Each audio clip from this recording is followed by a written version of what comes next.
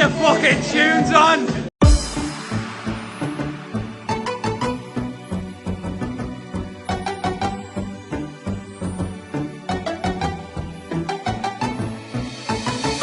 We fucking love you, Charlie White, and fight for the future of the Markhams. Fucking love you, Charlie White.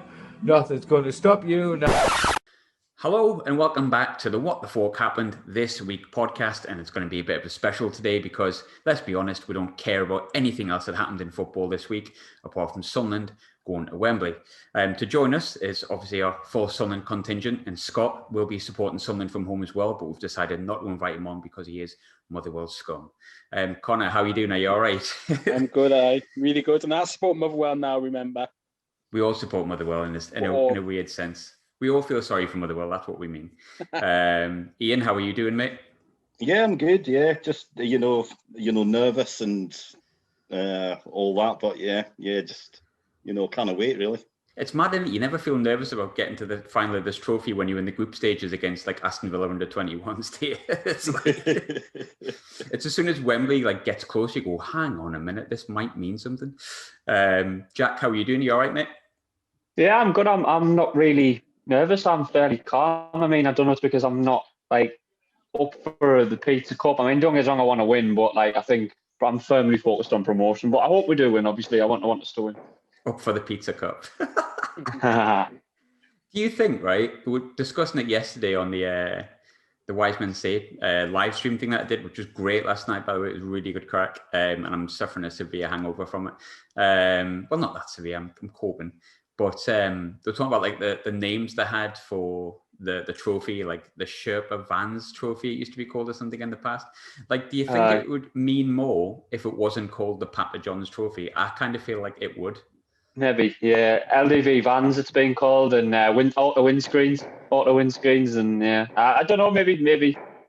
To be fair, Checkatrade got a lot out of it because I'll always check Checkatrade now, because obviously, as most people know who's following me on Twitter, I'm doing a new house up. I've just bought a house, and when I'm doing stuff up, I'm straight on Checkatrade. I'm like, 2009 final, I'm straight on Checkatrade. I won't use any other website. So it does have, I suppose it does work. It makes it shed a tear as well. When you think of Checkatrade, you're like, oh no, cut them all.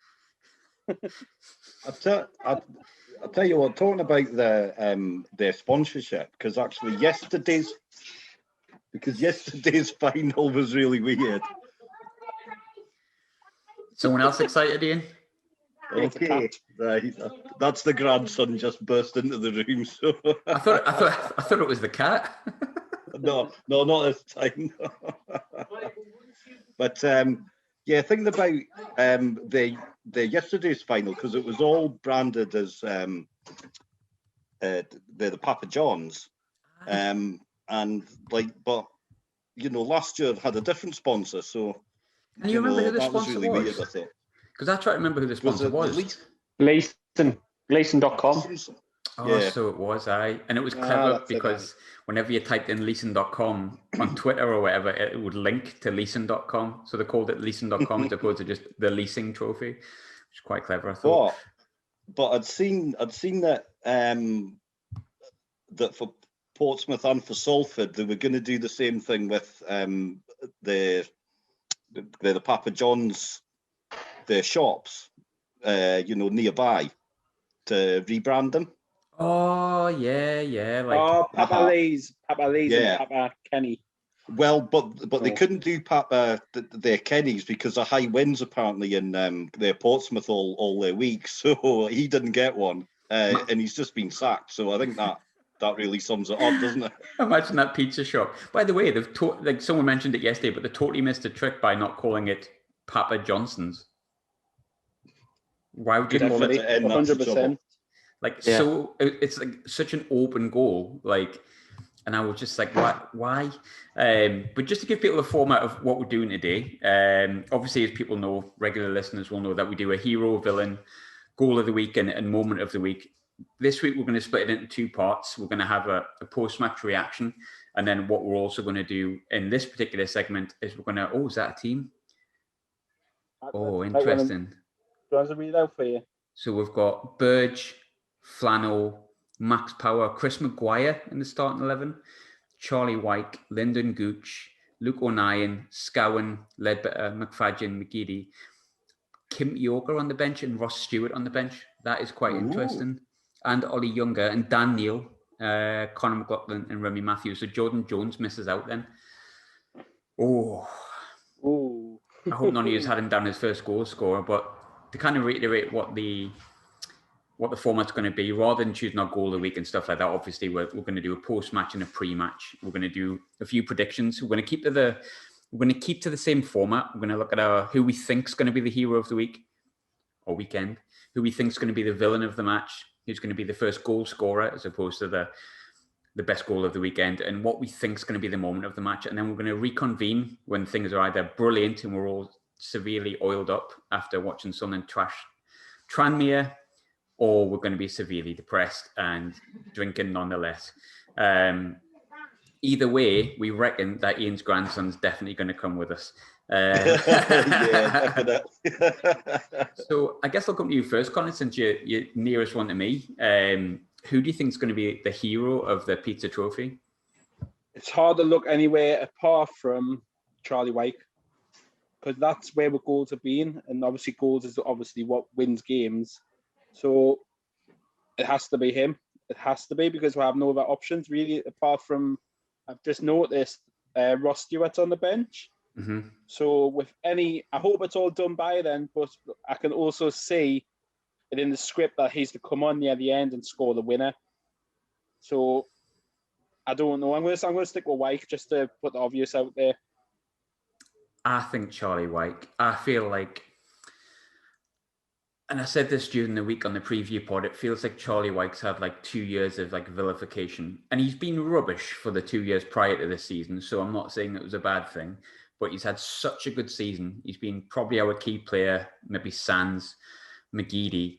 For him to win Sunderland the first trophy at Wembley in however many years it's been, with him to get like a couple of goals would just be like the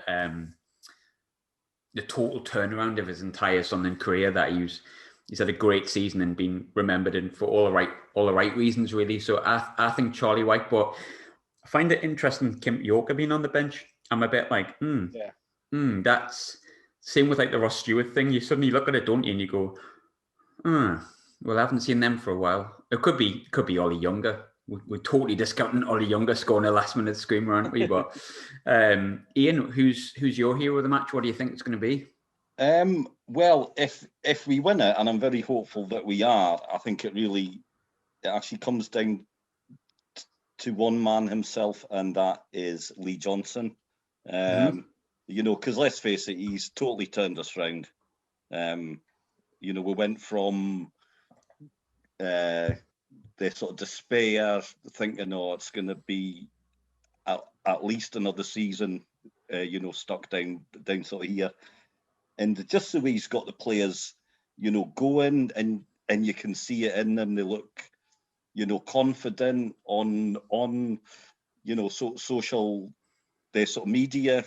You know, they're all up for having their banter just now. You know, you can really sort of tell that you know, everything's in a good sort of place. And I fairly much, you know, put that down there to him. If, you know, Parky was still here, would we have even made the final? I doubt it. Yeah, it was feeling, I've said it a few times, but I think under Parkinson, and probably something to do with the ownership as well, not solely him, it felt like we were on pause, if that makes sense. Like, didn't feel like we were going anywhere fast. We were just not going anywhere, really. We were just kind of where we were. It was just there. There wasn't that much excitement about it.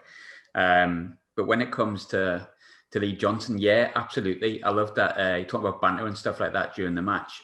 I absolutely love that Max Power thing the other day. Just get the fucking tunes on. Just like, that was just what you want, and it's just like they look buzzing to get back in the dressing room. Get the fucking tunes on. That was quite good, actually, wasn't it? We always thought Jack was the man for the impression, but it's not. Jack, who do you think is going to be the hero of the match, mate? I think it could be Aidan McGeady. I think he's made such a difference the last few months when he's come back in. I think everybody seems to have kind of lifted themselves a little bit. And I'm not saying obviously Lee Johnson's been the main man, but I think him coming back and Lee Johnson together, the two have gone in tandem. And I think he tends to be I always think of him as like a big game player, McGeady. So when the chips are down, he's one that will come up with a free kick or a cross or a goal or something. So I think McGeady might be the man today. Like, yeah, I mean, it's the commentary from the last Checker Trade final, wasn't it? It was like he's a showman and he's brought the house down. And it's kind of like that summed up McGeady's performance that day. I went really stuttery there. That kind of summed up him as a player and what he can produce. And obviously we've seen him that Doncaster game. I don't think anyone would be surprised if McGeady just ran the show today. I think if McGeady fancies it, he can be the hero if he's really fancying it. I think on a slightly bigger pitch, Tranmere, I think if we keep the ball moving, I think he could get space and McGeady in space. If he fancies it, with a lot of space, big Wembley pitch, I think he could torture them down the sides like if he fancies it today. And I think he'll be on it today. I might be wrong, but I think he'll just fancy it and just have one of those games whereby he's just on it. Yeah, absolutely. I think he will be as well. I think it's interesting that Maguire's playing. Because Maguire's the man for the big occasion as well. Few people think he's better off the bench. I've got to be honest. I would prefer Jordan Jones to be starting with Maguire. Maguire coming off the bench potentially. But moving on then, the villain. This could be interesting when you think about it, because I never really thought about a villain. But Connor, who do you think the potential villain could be? Oh God, you put us on the spot here. I don't know any Tranmere players apart from David Vaughan, so that's mine. Just James Vaughan, even though he's not playing, just to stamp it out, just because he symbolises what history was. David Vaughan's all right. It's James Vaughan that's the bad one. I love a bit of David Vaughan. David Vaughan was all right. Nice lad. Well, we'll go with James Vaughan then. But just because he's symbol like. But he's injured, isn't he? He's injured. He's not playing, but he just symbolises what the Sunderland club were trying to forget. Sunderland Football Club was, if you get what I mean. What I keep saying to people is that today should symbolise with history the turning point. Yeah. Because we know how far this club can go now with the infrastructure and the ownership and everything involved now. But we know what it was at its worst, which was when James Vaughan was there. Not David Vaughan, James Vaughan. I love David Vaughan. I was gutted when he said David Vaughan. I was like, what? But is that David Vaughan who stars in the Resident Evil 7, the Biohazard? Well, I don't know that one. Potentially. Who would be your potential villain, Ian? Actually, I've gone for this one, and I just hope that we don't get shots of Louis, their sort of Dreyfus. Well, I actually hope that we do get shots of him in the stand. I just don't hope that their Donald and their Methvin are actually lurking in the background. Yeah. That's my only sort of fear is that they're hanging around, like a bad smell. It would grind my gears a little bit if they got a chance to celebrate something that I can't. I've got to be honest. Yeah. I'm a little bit worried, but I'm going to come back to this. But I'm a little bit worried that the villain might be Callum McFadden. Hope to God he proves us wrong. But I was looking more from a Sunderland perspective. Where could we potentially get done? And that always looks like the left-hand side. But I will come back to my Callum McFadden comment in one of the next segments we've got coming up, because I have a moment of the match where I want to give him a bit of praise potentially. Jack, who do you think could be villain of the match?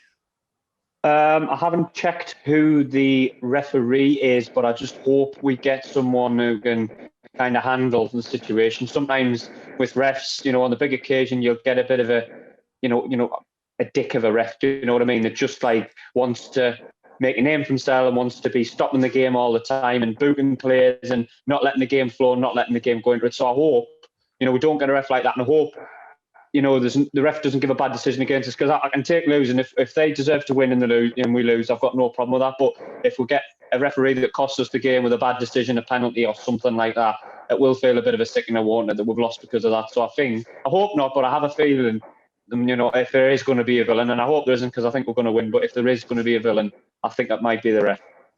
Yeah, that's true. I've never really thought about that. Look at me going straight for McFadden. I'm terrible, man. You all chose non-Sunderland people, and I'm like, no, McFadden on the left-hand side. First goal scorer, there is a potential it could be 0-0, but someone's got to score at some point, even if it's from the penalty spot. But there's the obvious choice, Connor, but who do you think might open the scoring for either team today? Oh, just for nostalgia and because he deserves it, I'm going to say Grant Ledbetter. Oh, I'd love that. 100%, a free kick or a penalty or anything. I think it'll just symbolise his career.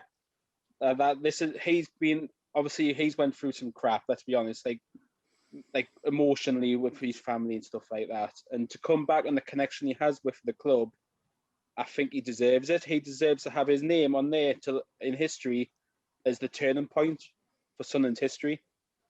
So I'm going to go with him just because I'm a sentimentalist. I think with Ledbetter as well, he spoke about when he first came back, didn't he? He wants to get us out of the league, but touching on what you said before, like today, winning today would be like, it would be more symbolic of something as opposed to being like overjoyed we've won like the pizza trophy, because essentially I think the last one meant a lot was because we were all there and it was such a great weekend. I don't think anyone wants Sunderland to be even in this competition, if we're completely honest. But we are where we are, win today, get promotion, and then start back on the upward spiral. Didn't Southampton win it? I'm not sure about Wolves won it, but I'm sure Southampton did. I think they did. So if you look back on Southampton's history, you could say that's the point in their history. I keep saying history. That's the point where they got going again, and that's what we need. It's a winning mentality, isn't it? You don't want to go to Wembley and go, oh, I'm not that bothered about winning. You go and win. Like, yeah, it's not the trophy we want to be in. We wish it was a League Cup, FA Cup, whatever, but it's not. And if Ledbetter could be part of that turn where he can get us up, he can lift a trophy with us no matter how big or little you view the trophy. You go, oh, do you remember that? Do you remember that? That was great. That when we all stuck in our houses, but we all stuck red and white on and we all made the best of a bad situation, but we actually won. And then we went and won promotion when we all thought the season was a dead rubber. And who was the captain? I thought, Ledbetter, proper Sunderland boy.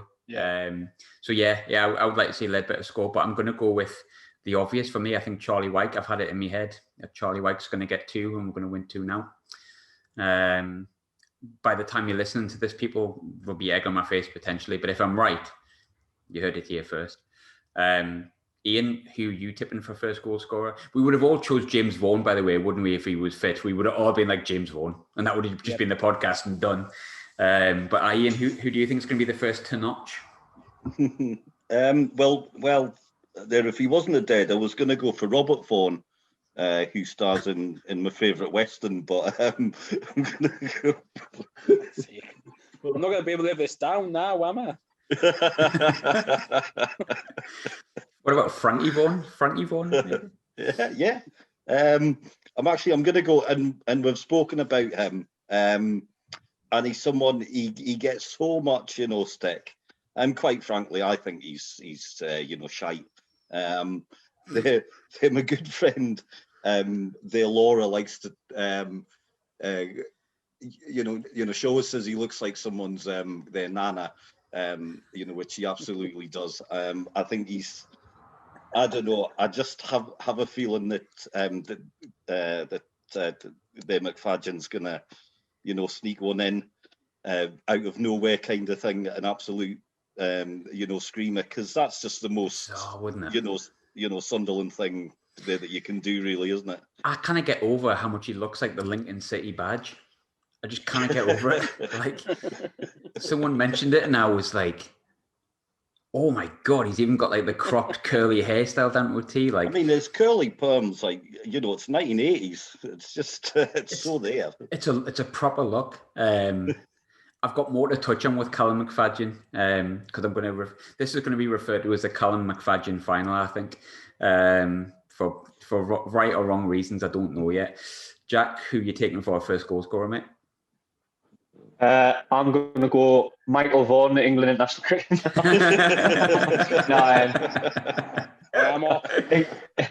See you later, Connor. England international cricket. No, I'm going to state the obvious, and I think it's going to be Charlie Wyke. So I think McGeady's going to get the ball down. He's going to get past their fullback, whip one in, and then Charlie White's just going to power through a bullet heading into the roof of the net. So I think that's going to be the first goal score. He's going to run away singing that song. We fucking love you, Charlie White. It's catchy, isn't it catchy though? Doesn't it get in your head?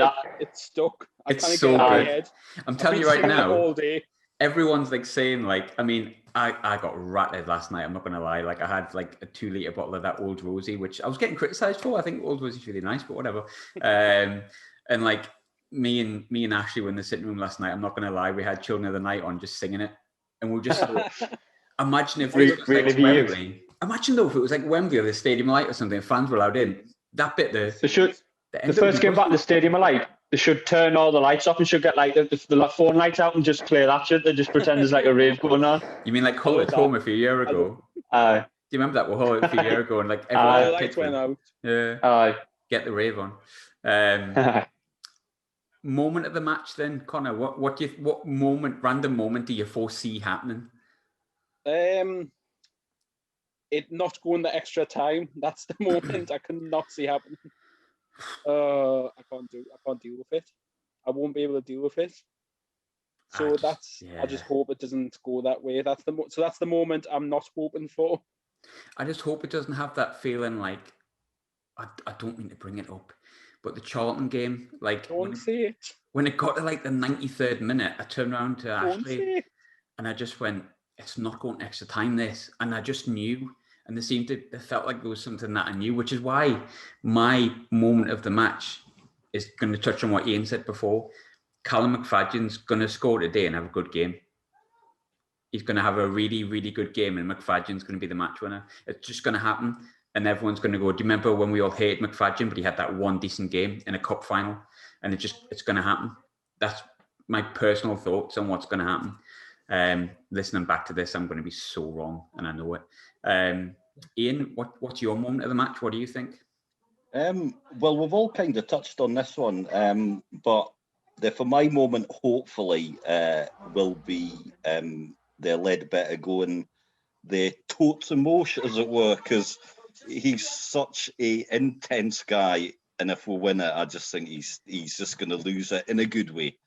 He is intense, like when I've watched his interviews, and I didn't ever watch the interview with him that he did with Crabbers when we were for promotion. It was on that. It was the Roy Keane season. I can't remember what the DVD was called, but he did an interview with Crabbers on it, and it was just like you could tell he'd had no media training at all. And it's like the media training he's had in the 10 years he was away from Sunderland just made him really intense. But yeah, I think the thing I like about Ledbetter, when he celebrates, you see proper joy in his face and he explodes a bit. I think if he did something today, it would just be great. Just be what we all want. I think we all want Ledbetter to score today. To be honest, I'm saying that I'd be quite happy for it to go in off like Tom Flanagan's arse, if I'm completely honest with you. But if I had a choice, yeah, Grant Ledbetter, definitely.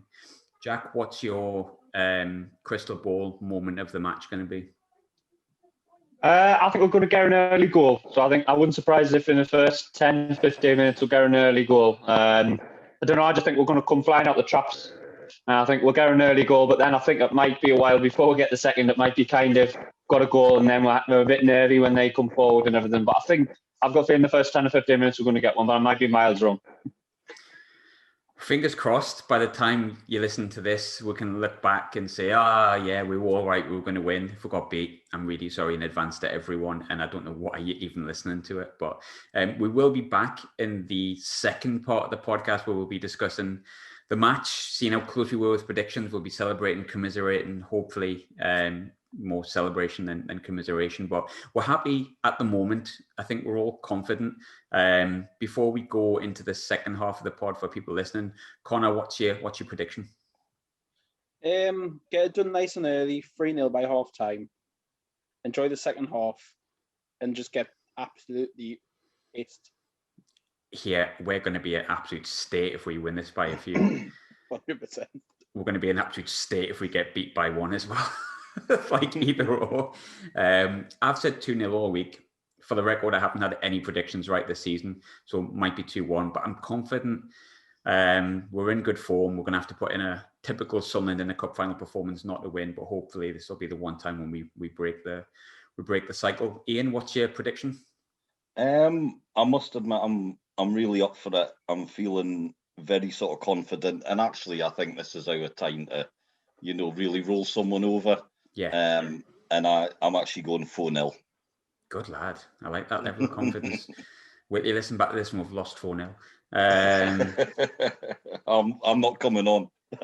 Yeah, to be, if we get hammered 5-0, this podcast isn't happening. Jack, what's your prediction, mate, before we go? My prediction's 2-0. I think goal early on, might be a while. I think we'll kind of be. I think we'll be 1-0 up in the game a long time.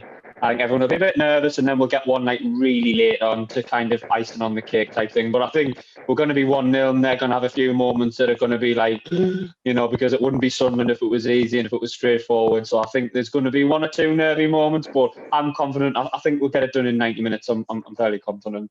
Fingers crossed. Right, well, we'll catch us afterwards, wherever that may be. We're thinking it might be 5. Hopefully we do it in 90 minutes, but I'm happy to do it whenever. But Haway the Lads, fingers crossed when you listen back to this, the result is good.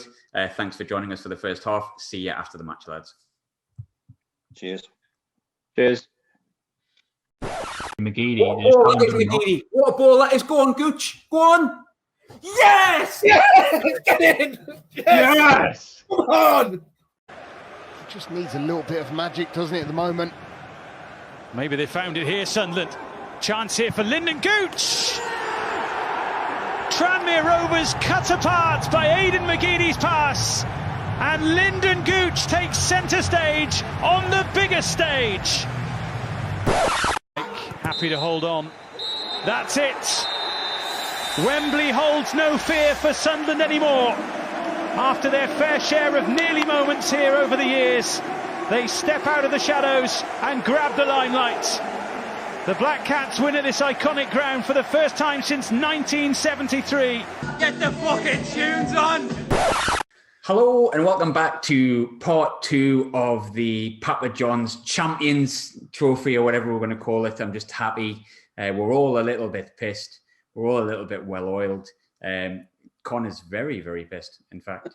But long story short, Sunderland have broken their hoodoo after 1,001 days without winning at Wembley, and Wembley probably being the shittest place on earth to be a Sunderland fan. But lo and behold, the one time a virus stops us from going, we'll win the game. It wasn't the prettiest, it wasn't the best, but we did win it. And therefore, the podcast, which I was terrified about putting out if we got beat, we can put forward. So, first and foremost, I'll go in the same order that I started today with. Connor, overriding feelings, if you can put your words together after 9 bottles of beer, mate. 10 now. 10. It was poor, but you remember who won more than who was poor, such as I think everyone tweeted saying that Lyndon Gooch needs dragged off because he was offering nothing. Then he's the one that scored the goal. So we won. That's all that matters. Now we don't care about how bad we plays. That's all we need to focus on. you proper slur. They went, how bad it plays. And since Ashley's right next to me, my girlfriend Ashley's never been on a podcast. She's had a few, so I'm a bit worried. But Ash, how are you feeling about things? Yeah, buzzing. Buzzing in short. Yeah, I feel like the same amount of scorer, so bless her, she had to celebrate in silence because obviously I did the Sunderland Echo live stream and we can't put the sound on because it comes back, and then when the goal went in, it was just, she did the best impression of a mime celebrating the Sunderland goal in the Wembley final, which is quite like that, very, very similar to that. Ian, I know you're going to be happy, but how are you feeling, mate? You good? I'm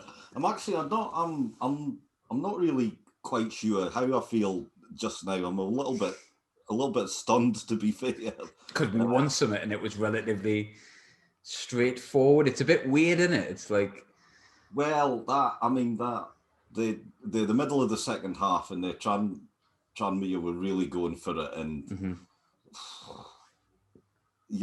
I just had that feeling that was like, oh no, we're going to get deeper and deeper, and they're going to score. But actually, the way that was sorted out, and I'm actually sitting and it's coming up with about sort of 5 minutes left, and I'm like, substitutes, come on, let's sort of freshen things up. But you know what, the team saw that out so well, and you could see, the quality and just that sort of drive actually just to get it done, and yeah, superb. Jack, what's your overriding emotions that we've won pizza trophies? Yeah, just very happy. We were relieved at the end of the day. I think we all had a, worst case scenario, we're going to lose and have to come on and do this. It would have been a bit of a miserable one, wouldn't it? But yeah, I think we're all relieved and happy. And yeah, it's nice to win at Wembley. It's a weird feeling. We used to just associate Wembley with like a terrible performance and a terrible effort. So it's nice to have a positive feeling about a match at Wembley. It's just like, I don't know what I felt confident about today. And then we got to half time and I tweeted, could we just turn up at Wembley, please? And I felt like we hadn't. And I was just like, oh, this is going to go like Sunderland-esque. And it's just going to be like, going to get done 1-0, or it's going to go like extra time and we're going to get done in extra time, or it's going to go like so much going to happen where like things just fall apart and like the whole of like the United Kingdom laughs at us again because we're like the most useless, passionate set. Well, I can't think of the word I want to say. I've had too many. What I meant to say was we're the most passionate set of fans, vocally like unrelenting in our support of the team, yet the team's stereotypically been massive bunch of losers for ages, and like glorious losers, like Netflix-esque losers, literally. And we didn't. We just went and won, and it wasn't the prettiest, but I don't give a shit. Now that we've won, I couldn't care less how shit or bad or great or whatever it was. We came on beforehand and we had a bit of a chat about what we thought was going to be the first goal scorer, who's going to be the moment and stuff like that. And we all got it completely wrong. None of us got even close to being right. None of us guessed the which we probably should have known that. But Connor, I think there's a bit of a debate up for this. Who was your man of the match? McGeady. Just because he was the only one that looked like he was going to create something, and he did create it, and that's all it took. Was obviously Tranmere were a better team than us today on the day. They were much better than us, but all it took was that one tiny bit of quality from McGeady, and that's what changed the game. I think it was quite even, Stephen. I'll disagree with you on that. I was worried, but I think that's just Sunderland. I think that's just Sunderland coming through, going, "Oh, I think they were better because we were crapping ourselves whenever they went near us." But like, I agree what you're saying on McGeady. I mean, I'm just watching on the telly just now. That pass, he just spins. I mean, no one on the pitch sees that pass apart from him. Absolutely no one. I mean, showing that pre-Watershed, that pass is absolutely shocking, really, because it's ludicrous at League One level, that. And the fact that we've missed out on him for a year, and he can... I mean, a lot of people have said with McGeady, yeah, this, yeah, that, yeah, the other. But McGeady can win you a game in one moment, and he's won us a game like that in one moment, and he's won us countless games since he's came back on the side with one moment of just sheer unadulterated quality, and you just cannot keep up with him when he's like that. You just can't. But for me, and this is probably going against what I said about I thought the game was even, Stephen, but I thought Lee Burge was probably man of the match. I think he made some really crucial saves at the right time. Maybe not like match-winning saves, because like none of them were like certainties to go in, but the one where Ledbetter almost like chipped him accidentally at the start, the one where the lad got past 09 and made that, he just made crucial saves at the right time, because if those goals go in, then you're going, oh, we're 1-0 down, oh, and that kind of stuff. Like, and it just felt like he wasn't, it did feel a little bit like Lee Burge wasn't going to be beat today. But I think Luke O'Nine's probably just as deserving, and McGeady as well. McGeady for that moment of magic deserves it. But lo and behold, the one person I wouldn't give man of the match to would have been Lyndon Gooch, who I thought was horrendous. But I never trust Gooch on one-on-ones either, and he's finished. But I'm delighted for him. Like, if you're listening, Lyndon, which I'm probably sure he's not, but if he does, I love Lyndon Gooch. I love him more than most players that we've got on the side at the minute. I'm delighted that he's one of our own. Yeah, it might be Californian born, but he's a Mackem.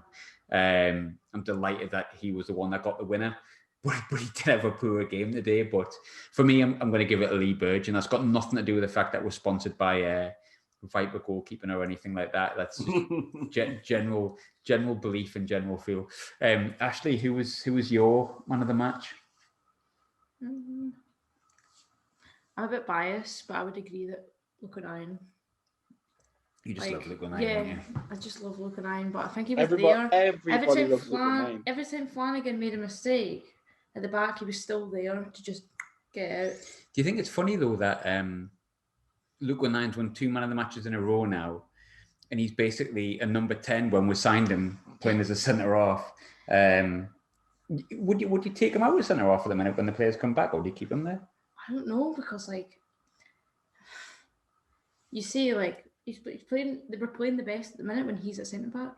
Yeah, and he's winning it's the man best we've been in a while, and he's at centre back. Yeah. So I don't even know. I don't even know anymore where I'd play him. Here's a question for you, Jack. If we had a goalkeeping crisis, would you trust Luke O'Nien to go in goal? Because I probably would. It trust him to do anything. He's got about 8 different roles, doesn't he? I think he waters the pitch as well, doesn't he? And sells the programs. No, that's one of his main assets, isn't it? He'll go at any position in the pitch, and you know exactly what you're going to get. You're going to get 100% effort, application, and he's going to just run his legs off. And yeah, I think he typifies the Sunderland mentality. That's why the fans love him. We love someone who puts the heart and soul into it, and puts the body on the line, and he does it every week, every match. I think he's great. I just love him. I love Luke O'Nien. What a bloke. Jack, would you say he was? Would you agree with his man of the match, or would you go elsewhere? It was that poor of a game, really, Graham. You were looking around thinking, well, no one stands out in the game as to someone you would think would do well. I wouldn't be against Luke O'Nien. I think, for me, I probably wouldn't have given him it because, in my opinion, it was the moment of the match was either McGeady or Gooch, because McGeady playing the ball through and then Gooch scoring. That's what I'll remember. You'll not remember anything from that game in 5 years' time other than that McGeady ball through and the Gooch finish. I would have given it either of them purely on that, but I've got no complaints about Luke O'Nien getting it. It's always just nice to see him get it in it. We'll have to touch on before Benji Kimmioka going full John Terry, by the way, with his full kit on, dancing away, going on Instagram Live. Just to remind everyone, I don't think he's played a minute of first team football this season, mainly down to injury, and I think contract disputes, to be fair to him, and I'm sure he'll go on to be a good player for us, if not somebody else, because I don't mind a bit of Benji, but I do love his John Terry-esque kind of full kit, celebrating, getting the Instagram Live on. But fair play to him. You know what? It's nice that we can do an Instagram Live. Imagine the Instagram Live after the Charlton game. Jesus. Ian or David. Who was your? Stop this. I know. I'm so sorry for calling you David Moyes. That's literally the worst insult I could give you. Who's your man of the match? I think actually the Burge for me really stood out. Just some good saves. I loved the bit of swapsies him and the sort of O'Nien did just to waste a bit of time. No, he was good today, I must admit. He was solid, and I think actually he kept us in it. Tranmere definitely had their chances. So yeah, he's my man of the match. Do you reckon that that Max Power will be getting the fucking tunes on at this moment in time as we speak? Yeah, get the fucking tunes on. Get the fucking tunes on. I think that's the best contribution you've ever given to the pod, by the way. Your Scouse accent is very, very good. I just know you're going to use that as a little snippet somewhere. So. Get the fucking tunes on. Get the fucking tunes on. I've got some breaking news, actually. I've got some breaking news. Oh, what's the breaking news? Conor McLaughlin's just mentioned me in his Instagram story. Yes. Why? I congratulated them on Max's account, and he's just shared it on his Instagram story. What a man. Conor McLaughlin's class, isn't he? Great. Love a bit of Conor McLaughlin. I think last season I would have told you he was the worst right back that we've ever had in the history of the football club, but now I think he's a cracking centre off. He's been great this season. I really like it. I didn't have any worries when he came on. In fact, no offence to Tom Flanagan, but when Flannel got injured and I went, well, that's not a loss with Conor McLaughlin coming on, because I thought he's a shoo-in. We've won a final, and I know we've played against a League Two team, a good League Two team, but a division below. But it was the same defence. I'm starting to get the beer burps. I'm like, like that. Had them all match. Sorry. But like that semi-final and that final has had Max Power, Luke O'Nien and Conor McLaughlin at centre half, and then Callum McFadden at left back. So yes, we'll beat a League Two team today with a patched up defence with nobody in their right positions, but mainly patched up. But we also beat Lincoln, who are a good League One side as well with that defence, which I think it's a huge testament to how important confidence is in football. I think people go, oh, this formation, that formation, Lee Johnson's done that. I think we've won a couple of games, we've upped the standards a little bit with McGeady being back in, and it just, confidence is just flowing through them. You could see today, like, it just, if you told me a year ago Luke O'Neill and Conor McLaughlin would be the centre-half pairing at Wembley, how many of us would have been like, oh, cool, no bother? But how many of us actually worried today when Conor McLaughlin had to come on? None of us did, were really. I think everyone was more happy when they seen McLaughlin come on, because Flanagan looked very shaky alongside McFadzean. You didn't know which one was going to have that mistake in them, and you would. He always does, I think, Flanagan. Yeah. I think he always looks shaky. Me, I don't rate them at all. I don't know what you think. But when you think about what back line, who's actually injured, you've got Bailey Wright, who's obviously first choice. Willis, then you've obviously Dion Sanderson was out today because he's cup tied. Then you've got Jamal Jamadi. Oh, God, Bennett Jamali. So we don't even know what he's like. He got injured, didn't he, when he was on international duty? So we're back line overall is so strong, and it just shows you how unlucky we've been with injuries this season. I completely forgot about Jamali. It's like he's dead. Jamali. He got titled Arby, didn't he, when he signed? But you're right in what you're saying there. It's like a lot of injuries in defence, but also arguably the three best centre halves in the league. Yeah, I'm being serious with that. Like Willis, Bailey Wright obviously came from the Championship. Sanderson's been class. He's been absolutely tremendous, Sanderson. Did you see him at the start when he saw himself on the screen? I'm actually in love with him. Dion Sanderson's my man of the match. Love you, Dion. Please don't leave. Who was your hero of the match, Connor?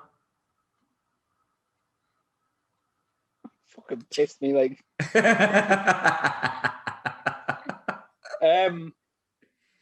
Lee Johnson, simply because he's just turned it round. That's the only reason why. He's my favourite small person on the planet.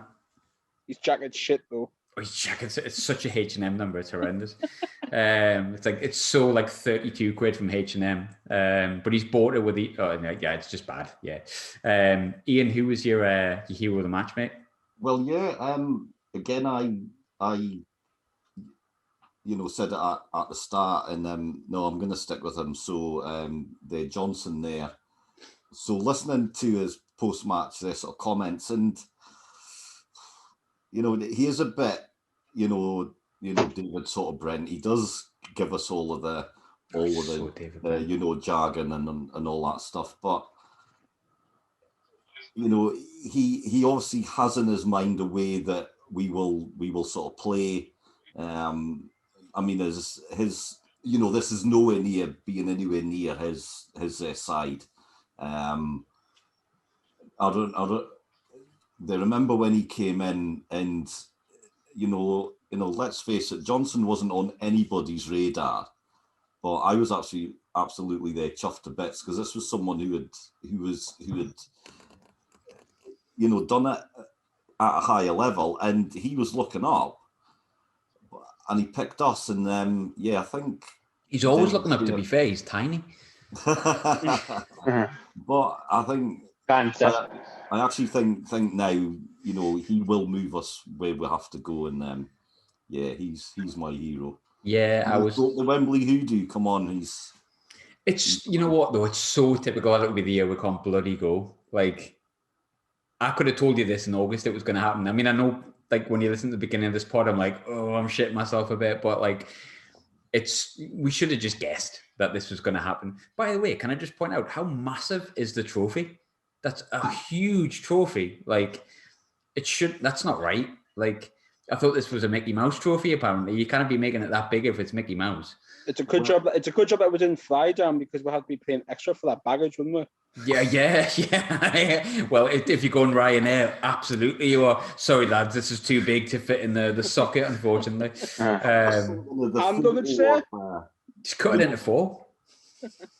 The photo of Scott Parker with the Intertoto the certificate.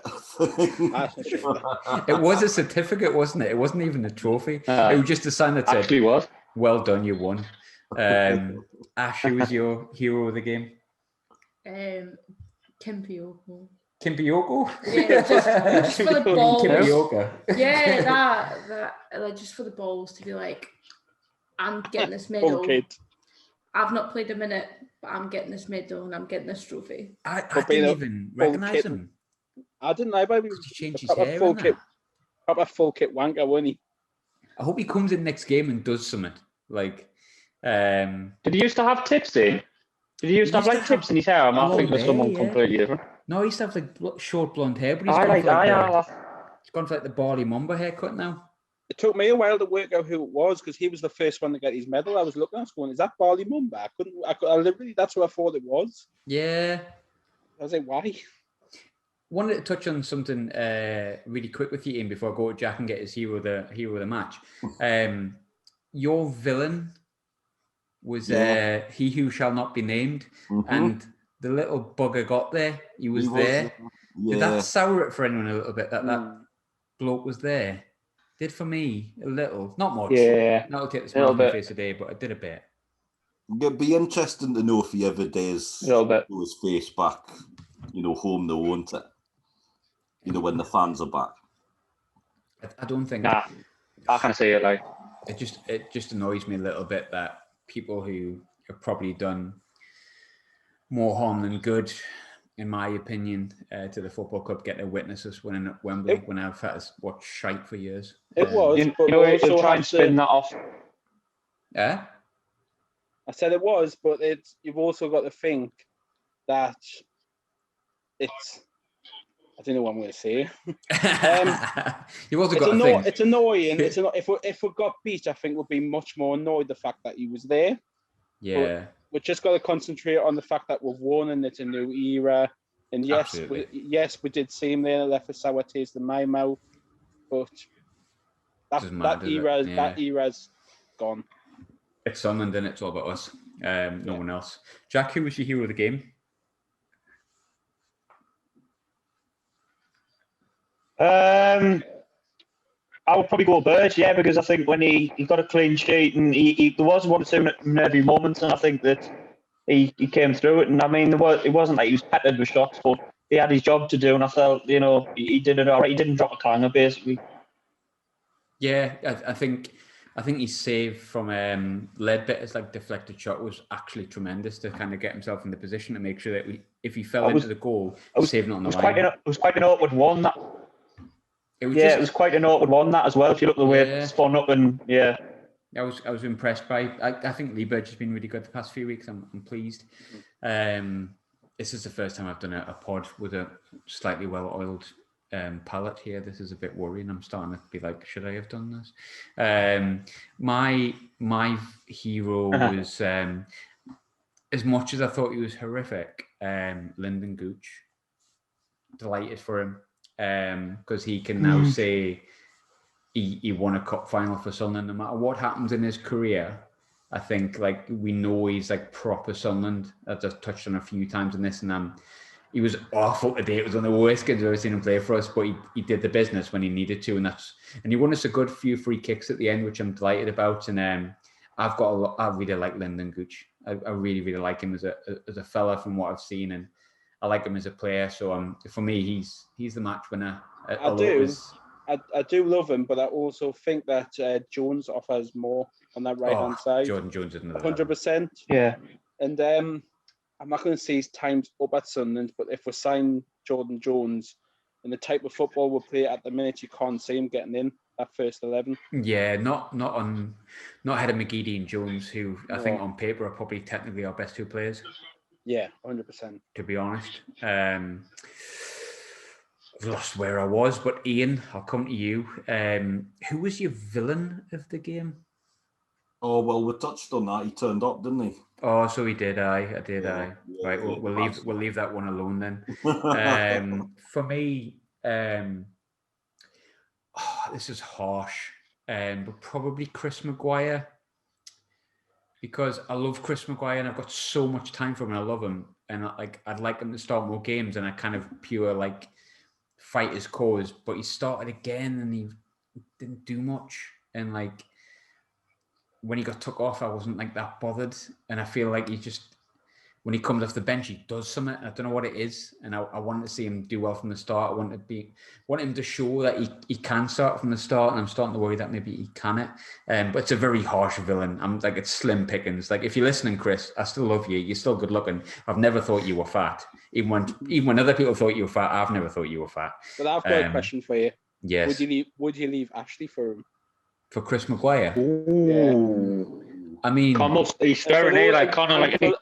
And for those that aren't watching this, Ashley sat right next to him. Here's the thing. Would I leave or would Ashley leave? I want an answer from both of you. Well, I know Ashley would, so I'll answer that for you. And I'm going to think from the money element of things. I could secure my future. So as much as I do love Ashley, I also love money. And money's great. And I think for money, yeah, why not? Fire on. Last birthday present was from him was this season's shirt with Maguire on the back. That's more for him. So in a way, so you can pretend that you're Chris Maguire. I love you, Chris. Jack, who was your villain? It's slim pickings, like, but David Vaughan. I was going to have to go Stuart Donald again. It just was a bit like when I seen him celebrating, I was like, yeah, you just know he's going to take credit for that. You know what annoys us about him though, right? And it's the last time I'm going to touch on him. But do you know that jacket that he wears, that oversized blue one? You know for a fact when he's shaking Kirill's hand, that sleeve that is too big for him is just creeping over Kirill's hand as well because it's too big for him. And that's not right. You shouldn't have a suit that doesn't fit you. Get a tailor. You're at Wembley, mate. Get a tailor. I've completely lost all train of thought. I think we've done hero. I think we've done villain. We all know what the moment of the match was. It was when we scored the goal and probably McGeady's pass. So I think we'll just leave it as this. We'll just sum it up. Connor, how do you sum up your feelings in the current climate? Pissed and great. Ashley? I'm with Connor. Same as Connor, that's fair enough. David Moyes, how do you feel? Well, David Moyes feels really miserable, however I feel. No, I tell you what, I'm going to look forward to the banter. I'm going to have a few more their sort of beers. I'm looking forward to the Twitter mag, the reaction as well. Yeah, we enjoy that because I think some of that's just going to be absolutely nonsense. So yeah, and I'm just really pleased because the last time we won at Wembley, I was only there 31. So it's been a long wait. I'm just really pleased that we've finally done it. We've never really admitted this on the show, but Ian's actually already dead. It's just a ghost.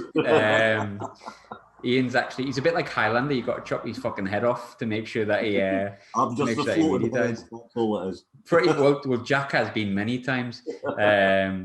Jack, what's your overriding feeling? Mate? Yeah, just happy. It was one of those that I'm not really a big, huge, one to get buzzing over this type of thing. Because I think it's a pizza cup in a butt. Like, I'm happy we won. It's just nice to get the Wembley duck off our back, and it's a bit of positivity. We've had nothing to shout about the last few years, so it's nice to have something to celebrate and enjoy. Lovely. It's my podcast, so I can say what I want, and I'm going to have the final word. On a serious note, I'm chuffed. I wish I was there. My overriding emotion is I'm gutted that I'm not there to see the lads lift the 16-inch pizza.